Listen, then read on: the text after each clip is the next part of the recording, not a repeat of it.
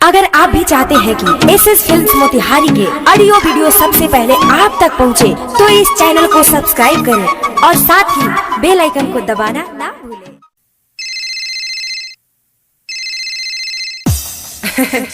Hello जा का हो? अरे सुना ना, बोला हम कसहू बाहर से चली आइल बनी गाँव में। हमारा कहीं स्कूलिया में रखले बड़ा सब। अच्छा, अरे बहुत याद आवता।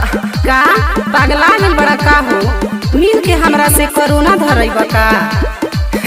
का रे, पहले तो कहत रहले कि तहरा खातिर जान दे दे। अरे बड़ा कोरोना से डरता रे। तब का ए सुना ना, एगो उपाय बताओ तनी। बताओ। रानी बाहर से कसहू आइल बानी रे, ई स्कूलिया में गाँव के घेराइल बानी रे। अच्छा, तो हम का करी हो?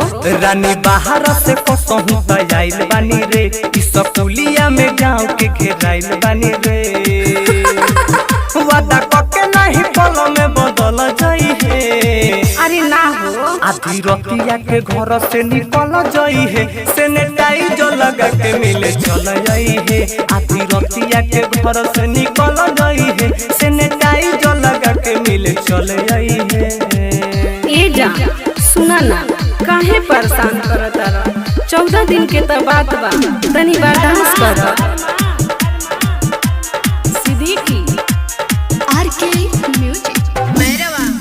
बुरा भइल बाटे हाल, मन करता ये माल बानी बहुत बेचैन तोहर चुमे खातिर जा।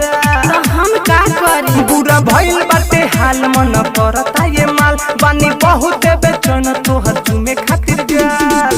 हमरा के जानी उदास करा, तनी बर्दाश्त करा। चेकअप कहरा के घरे आई हाय यारा, मन ना उदास करा।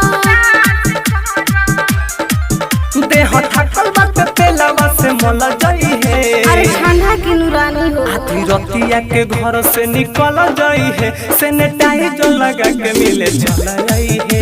आधी रतिया के घर से निकल जाई है, सैनिटाइजर लगा के मिले चल जाई है। अरे एक पल तहरा बिना बर्दाश्त नहीं खे हो। अरे दिल्ली से चल के आइल बनी पैदल। सुना ना कसहू, अरे हमारा खातिर इतना ना कर सके।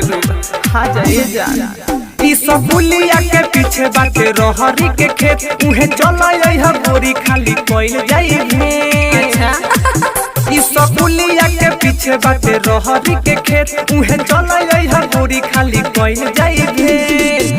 अब ही प्रकाश लगे, किस्मत में ना कुछ रोमांस बढ़ुए।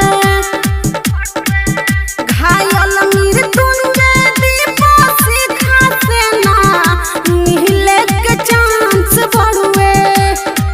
ना मरुति पर जाके ते पिघल जाई है। अरे ना हो, आधी रतिया के घर से निकल जाई है, सैनिटाइजर लगा के मिले चल जाई है। आधी रतिया के घर से निकल जाई है, सैनिटाइजर लगा के मिले चल जाई है। बुझले? अच्छा ना मन बताया।